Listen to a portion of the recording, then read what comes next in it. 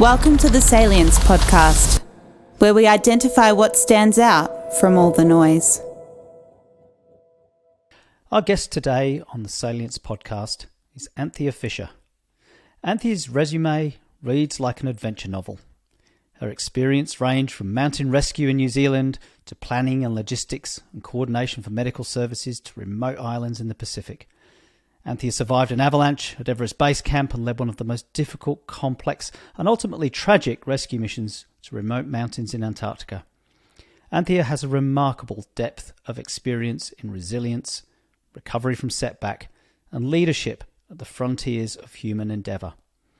In today's discussion, I'd like to explore some of Anthea's perceptions about what it really takes to be a team player and a leader in remote adventure. Anthea often leads teams or expeditions that are male-dominated, and I'm also curious to know what advice she has for aspiring female leaders and what men can do to support female leaders or leadership more generally. So welcome, Anthea.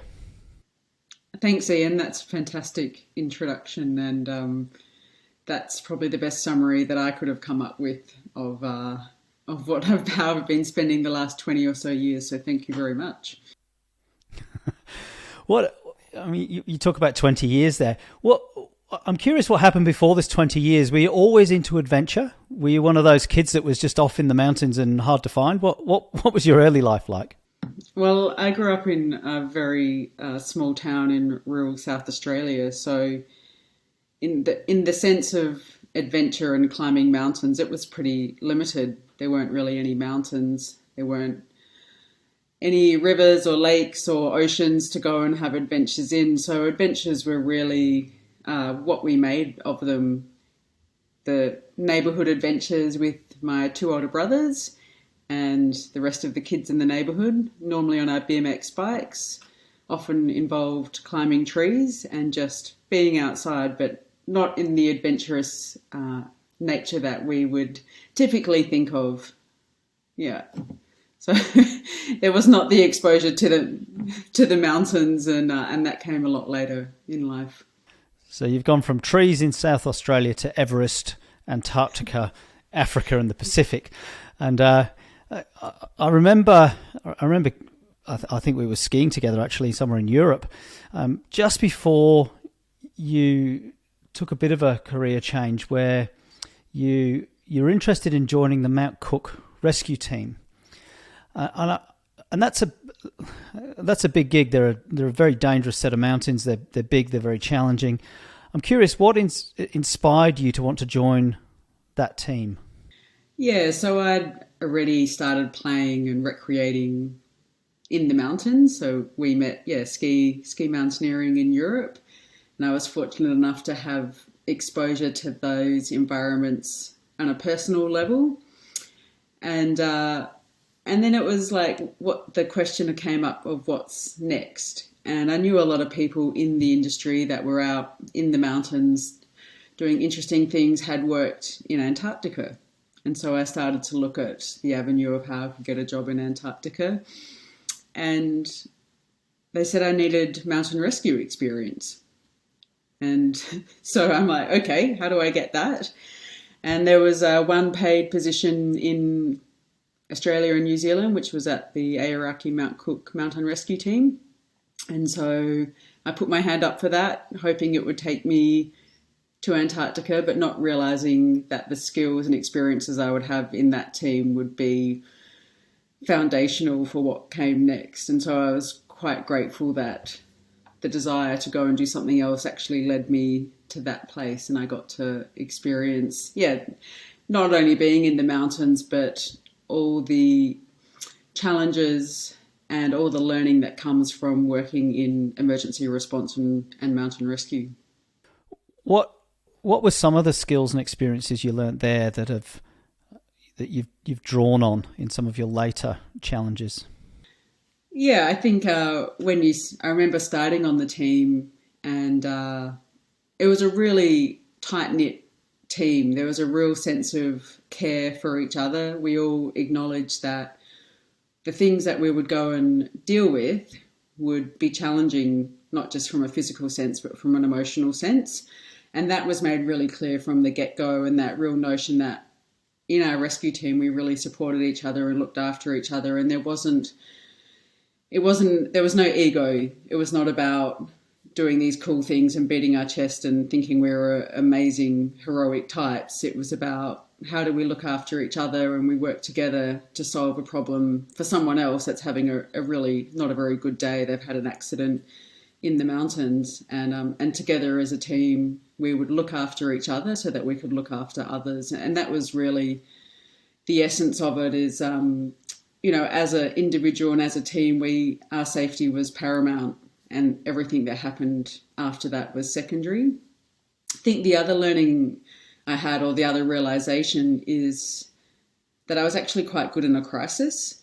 And until you're really exposed to a situation that tests you and really challenges what you're seeing and what you're doing and how you think about things and the decisions that you make, you don't really know how you're going to go. And I think the biggest pleasant surprise I had at being at Mount Cook was going, yeah, actually, I can think really rationally and really clearly when it matters and make really good, sound decisions that keep myself and the team safe and have positive outcomes for the person that we're trying to help.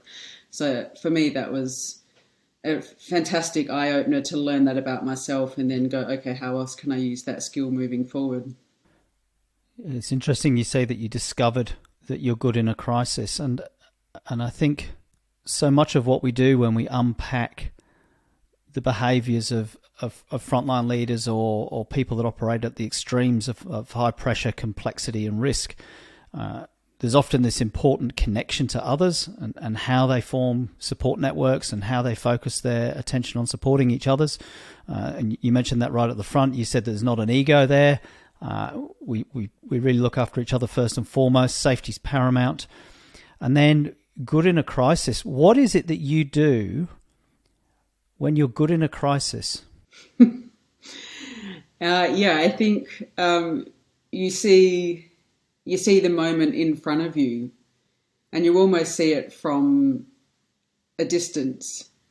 So you can step back very objectively and see the whole picture, see the risk that it places to you and to the team, and make decisions very systematically, very methodically with that oversight. So, it becomes very clear. I gain a lot of clarity in those situations about what to do. And I imagined when I first started that it was possible to get a sense of being overwhelmed by the situation, but in fact the opposite happened. And again, that was a really great realization to see that you could cut through everything that was going on and have the confidence to take one step at a time with your decision making, being clear with each decision that it was improving the situation and working towards the outcome that you were trying to achieve. Yeah, that's fascinating. We've asked hundreds of frontline professionals this question: when you're resilient at your best, that's like what?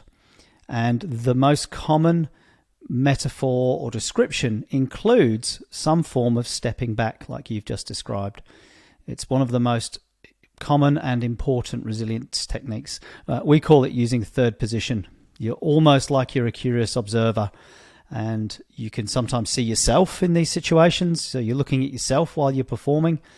And what you described there of having that clarity and that broad perspective, that broad understanding of what's going on around you, that's typical of frontline responders the world over, which is fascinating. You've identified that.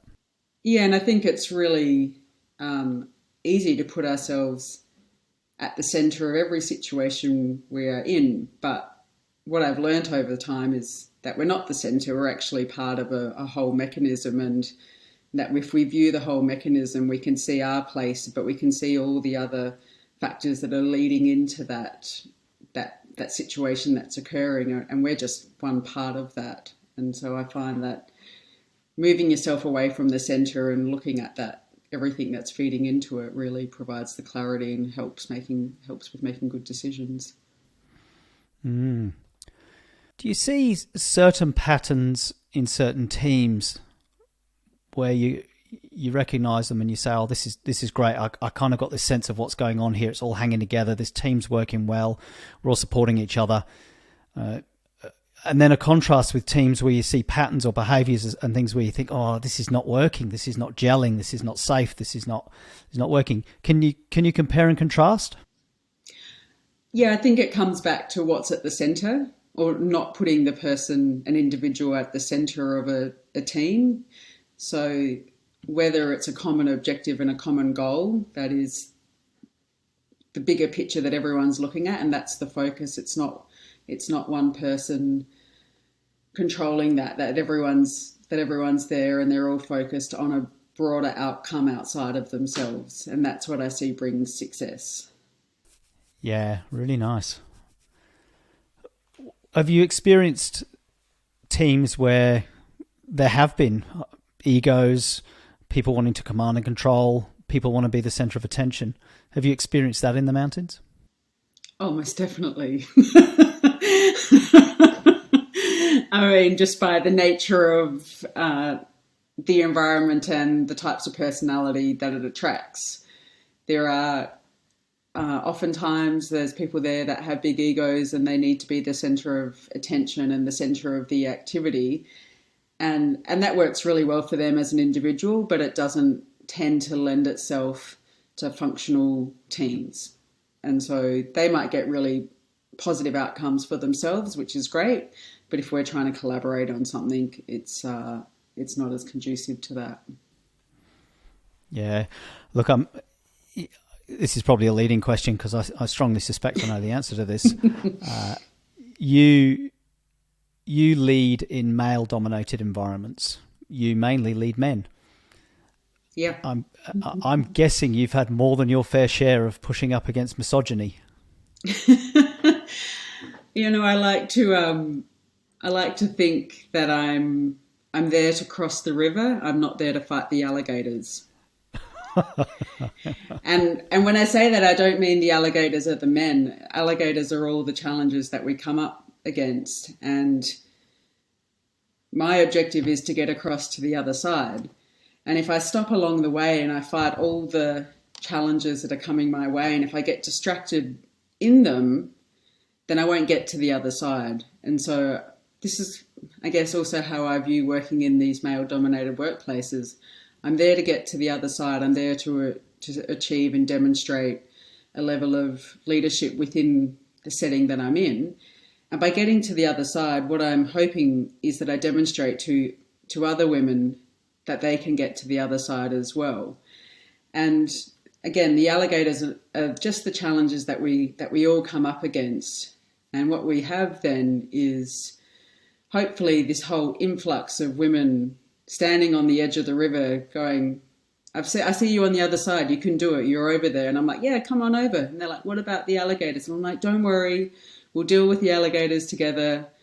You can come over to the other side. And I imagine there's just this, in my mind, there's all these people that are seeing that, and more come across the river. And the men are there helping us across the river. They're not the alligators that I'm there to fight. And I definitely see women that get sidetracked in the alligators and in the fight.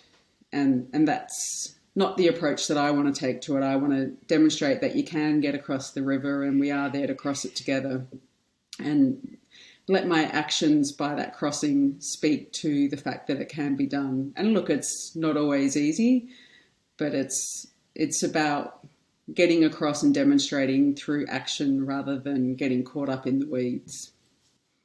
So I don't know if that really answered your question, but I think it's too often it can become a bit of an us and them and a bit of a fight. And it's not a fight, it's a collaboration, and it's a demonstration of what we can do rather than a battle. Yeah, you've absolutely answered the question.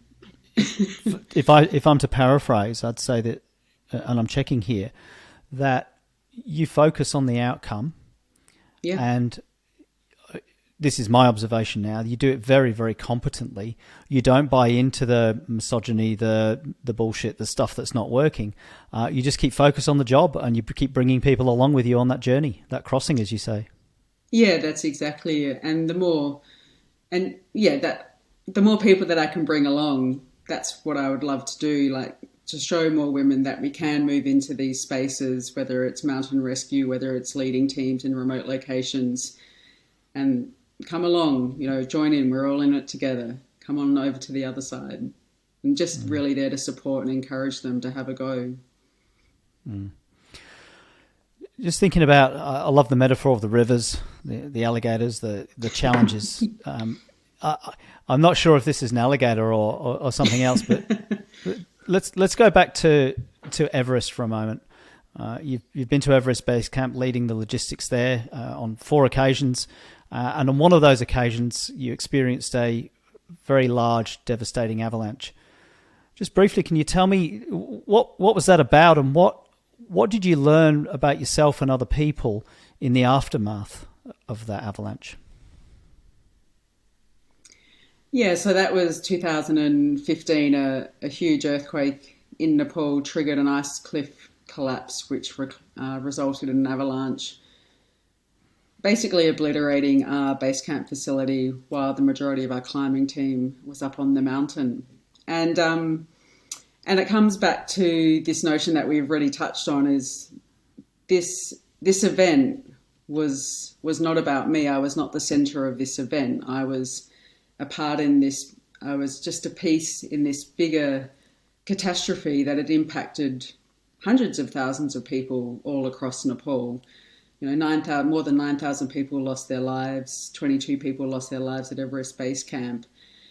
And so I learned that I could step aside from the fact that I nearly died and really see that this was just a small piece in a much bigger catastrophe. And then within that, I can do the best I can to help the situation and make it better.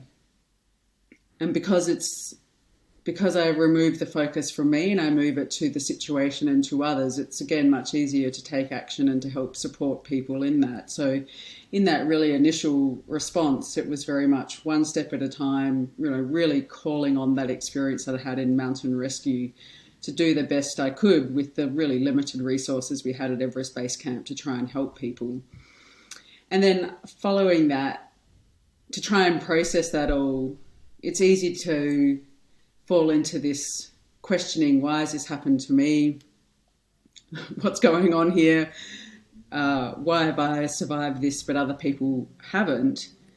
And again, we need to step aside from that and say, well, we're just part of this big global disaster and it's not about us. We are not the center of that. And stuff happens to people and sometimes there's no rhyme or reason for that. We don't need to understand everything that happens. We just need to support and do the best we can with that. So my reflection on what you did to respond to the natural disaster in Nepal, I notice it's the same pattern that you used and you were describing when you're operating in these extreme environments like Mount Cook. And when you're doing your job there, it was still this step back, this being situationally aware and really taking in the perspective that there was 9,000 people have lost their lives here, and this is not about you. You're a part of this, and you said something else as well, where you go one step at a time. What we're doing here is we're identifying your resilience strategies. You use them on the daily, on some of the challenges of mountain rescue, and also in a response to this big disaster. And I think there's an important lesson in there for us about how we can train for resilience in what we do, and it can prepare us for these big disasters as well. It's the same pattern, same process.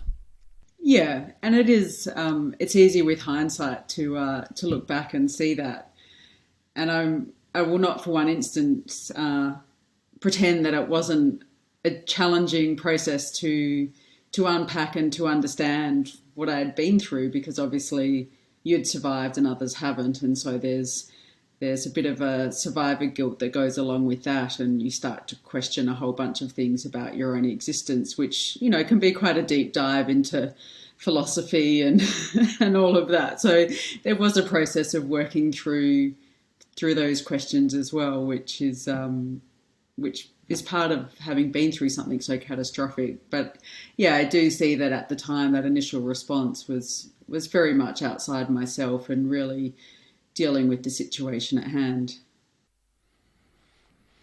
Is there anything else that you learnt during that process of recovery, that contemplation, that survivor's guilt? Is there anything you took there or decided to do differently? Did you decide, anything? It could be anything like as simple as deciding I'm going to plant a garden or I'm going to buy new skis. Anything that you took from that? Unfortunately, it was nothing that was that simple. It was definitely a deep dive into to exploring the value of life, because people that were really literally right next to me lost their lives and I didn't. And you realise that it could have very easily been you. And so you start to question the purpose of existence, which is quite a big question to have. And I think I had this fear that I didn't want to die without having contributed to the world and to have lived with a purpose, to have given something to make the world better for my existence on it. That's really what I came away with, was that it would be such a shame to have died and to not have mattered and contributed the best I could to the world that we're living in. And so, which is quite a big discovery to come to, and it doesn't happen overnight. It came from months of really unpacking the experience and contemplating it. And so with that in mind and looking at the skills that I was very aware that I had in terms of being able to deal with these disaster situations and having some good resilience for that, is when I started to explore and subsequently follow a career in the humanitarian sector, because that seemed like the best that I can contribute with the skills that I had in a way that was meaningful to people. So that was the next step after that. Yeah, fantastic. And tell us more about the humanitarian sector. This contribution to the world, living with purpose. Where did you go? What have you done? What have you seen? I've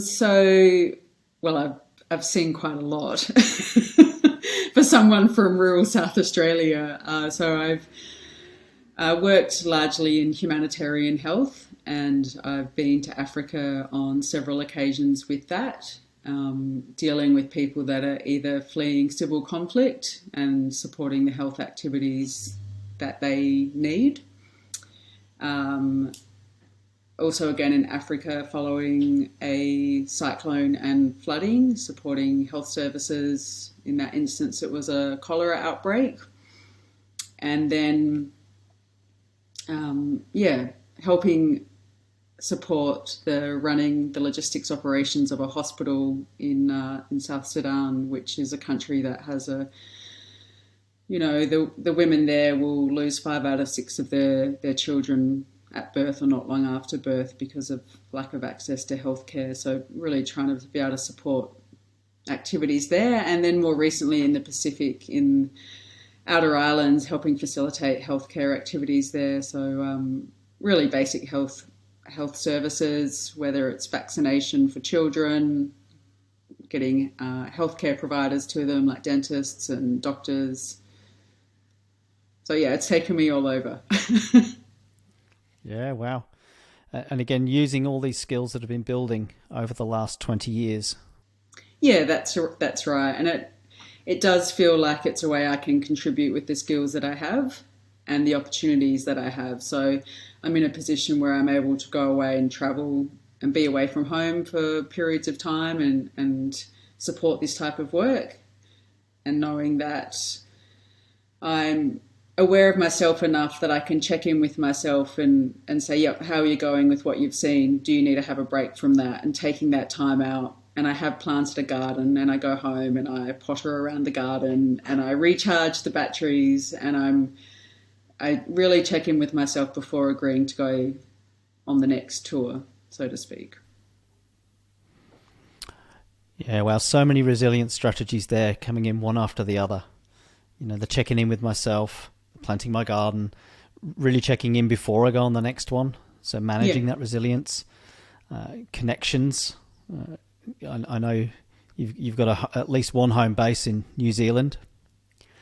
Yeah, and, having time back home, in between time away to reconnect with people and keep those bonds and those relationships. And I think it's essential to go away and to know that you've got that grounding and that base of support to come home to. And I definitely couldn't do the work that I do without that support and facilitate that work for me. So it's not just me using my skills to go and do this. It's a whole network of people around me and mechanisms that allow me to go and do that. Mm-hmm. What you've got, as I described in the introduction, you've got a resume that reads like an adventure novel.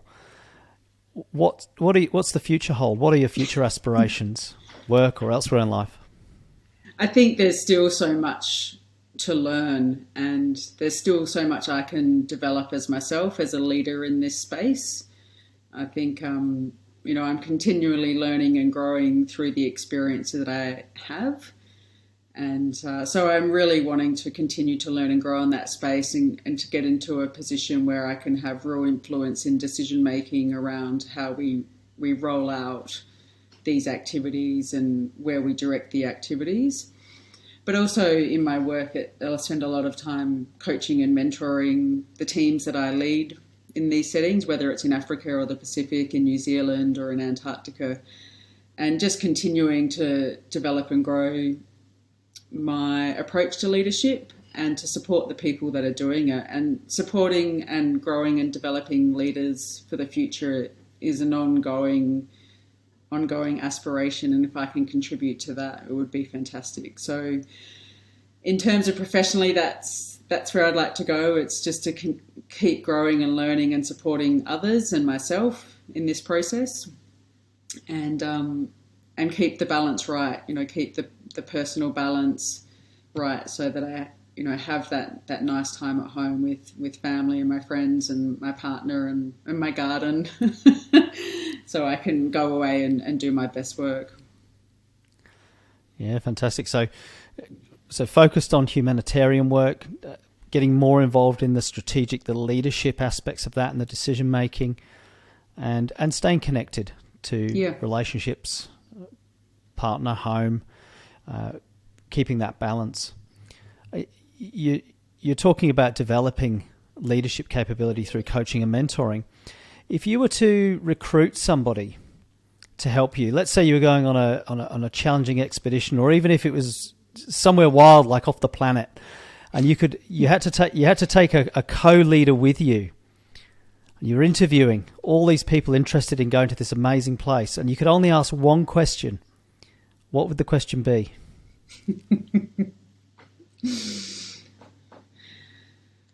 I'd get them to tell me a story of an experience that they'd had, and it doesn't have to be a specific experience, but what I'm looking for and what I'm listening for is the language that they use. And I know that language matters, and it's where they position responsibility.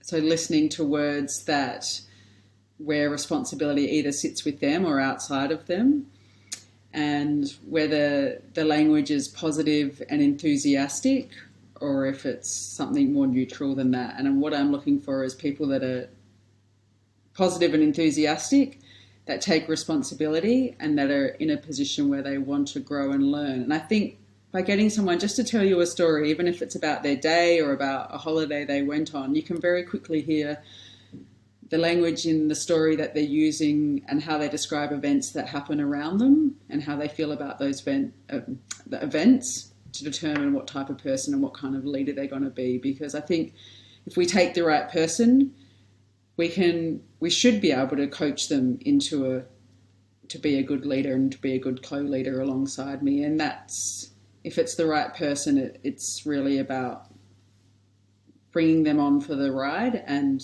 part of that's also a skill on my side, making sure I'm actually giving them the support and the coaching and the leadership that they need to take that enthusiasm, that energy, that responsibility, that positiveness, and work together on that. So it's not a specific question. I just want them to tell me a story. I want them to speak to me in their language. Oh, that's really nice. You're absolutely right. Language matters. What's also interesting, we're doing some work at the moment with a number of frontline agencies who are struggling to recruit resilient people. And when we look at the way that they're recruiting for some kind of innate robustness. People that come in and they're fairly kind of tough and ready when they come through the door, and they evaluate whether or not they pass a test. And our approach is interestingly identical to what you just asked in your interview, and it was a focus on our solution is a focus on learning. We set up challenges such that ideally there is no right answer. And we're not interested in whether or not they pass a test or get the right answer. What we're interested in is, can they have an experience and can they learn from that experience? So we're evaluating learning, your learning potential. And it's not the learning of, can you write an essay on this and get the spelling right? It's the learning of your embodied experience. If we teach you how to be resilient, can you pick that up and then immediately apply it back into context? Yeah. And this is a complete shake-up for some organisations. They don't get this at all. But what's interesting, your question is the closest we've come across. I think you're really onto something there. That if you can learn, then there are a whole bunch of things going on: responsibility, curiosity, and you've got this generative capability to be able to adapt to the environment. And the enthusiasm for that. Yeah, so, yeah, we're on the same page, Ian. If this is about where people's attention is, and this idea of learning and curiosity, and a lot of leadership for me is about directing attention. It's about how do we place people's attention on the outcome, crossing the river, as you described earlier. It could be we're in a crisis, and people might be flapping.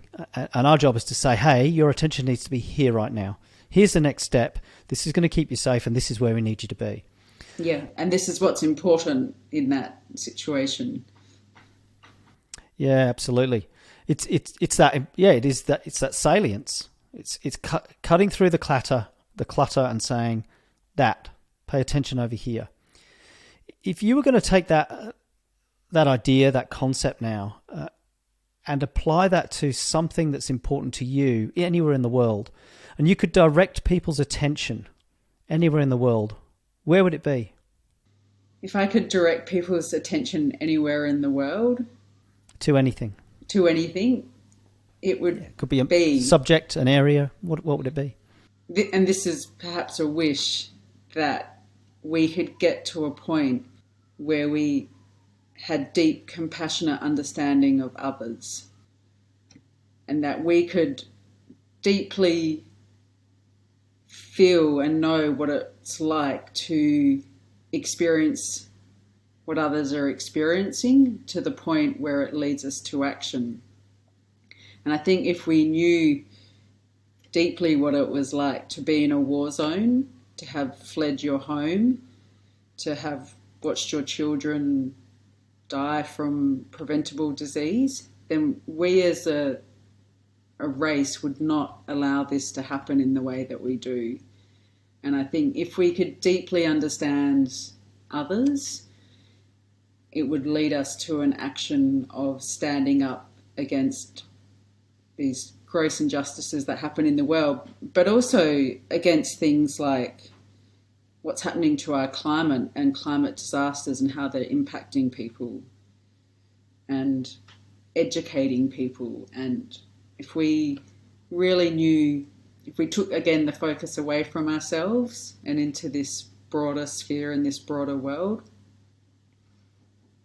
that would be my wish for this. Yeah, for all of us to really understand others and to see the world as a much bigger place than we currently do, and our interconnectedness within that. And then I think it comes back into how we lead teams.